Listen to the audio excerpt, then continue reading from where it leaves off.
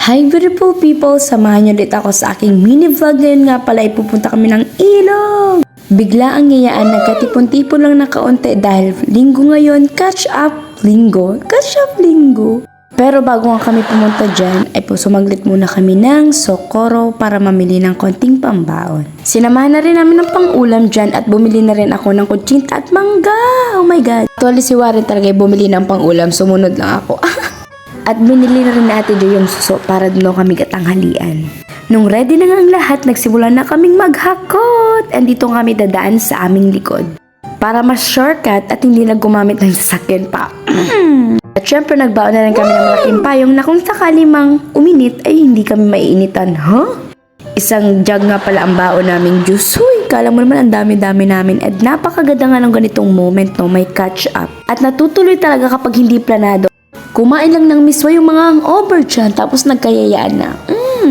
So, tara na, tayo na't maglakad! Nakakamiss din nga nang maglakad sa maaga na reo. Anong sarap sa mata kung atingnan mo. At nakaka-relax talaga, no? May mga layang-layang pa dyan. Huy! At ayan, dyan nga nakalagay yung aming mga baon. Huy, Jollibee naman! Go girl!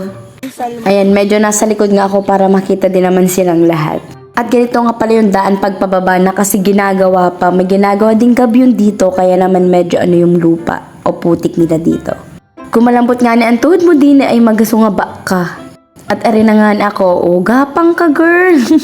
Pero ang sayang dumaan sa mga ganito, nakakamiss yung mga bata pa na wala ka pang pakialam kung madumihan ka or anything, ganun. Uy, ang saya.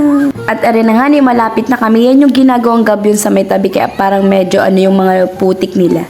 Pero kapag sa gitna na, napakasarap ng tubig, napakalamig at malinaw. Kaya naman lalong nakaka-excite kapag liligo. Ayan. For the gapang. Buti nga net may makakapitan din ba? Anong ang tawag doon? Nalimutan ko na yung tawag at nung medyo mataas pa nga dyan, ay tumalo na ako. Kaya medyo yung bagsak. Hoy! And ayan! Nandito na nga kami. Yun nga pala yung baon naming payo. Nirede na nila. Ang ganda kayo. Ang sarap, ang linaw. Dating nga lang namin dyan, tinaw naman yung isa, nag-ano agad. At kung mapapasin nyo, may mga inaano silang kahoy, yun ay yung lalagyan nila ng surilap. Para may pagsilungan din yung mga pagkain na aming kakainin. Sobrang sarap nga palang maligo, nakaka-fresh, nakaka-relax ng katawan. Nganing sa ate dyan, nasa tabi lamang at hindi marunong lumangoy, laking-laki hindi marunong lumangoy, char. Hindi ko na rin nabidyohan nung kami kumain at anong gutom na nga. At tingnan mo naman yung baso ng isa namang daming patong at si Liam nga. Ang bilis talaga ng panahon. Dati sobrang liit namang yan. Ngayon nakikipagsabunutan na. Sabunutan. Nakikipag-away na. Panahon paboy. At yan nga ning nagawa nila kanina na nilagyan nila ng surilap. Ayan nga yung pagkain namin, suso, may sabaw. At higit sa lahat, yung masarap naming baon ay sinugno. Yun nga niya yung unang naubos. Kaya naman napakasarap sa pakiramdam na may mga ganitong pagkakataon. Hindi planado pero nakakagawa ng ganito. Ang sarap, ang saya. Sana maulit and sana may ma-regular na yung catch of Sunday after ng simba, no? Nakaka-relax lalo na yung mga hangover dyan at ano nga is Liam, pagka-cute. Medyo matagal rin nga kami dito dahil wala din namang gagawin kaya medyo talagang nagbabad kami dyan. Tingnan nyo naman, may nag-emote pa.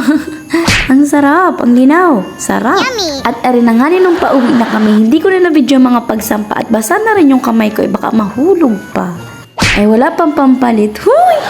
Kaya naman dito ko na lang tatapusin ang aking mini vlog. Sana nagustuhan nyo. See you on my next. Bye beautiful people. Aba, may extra.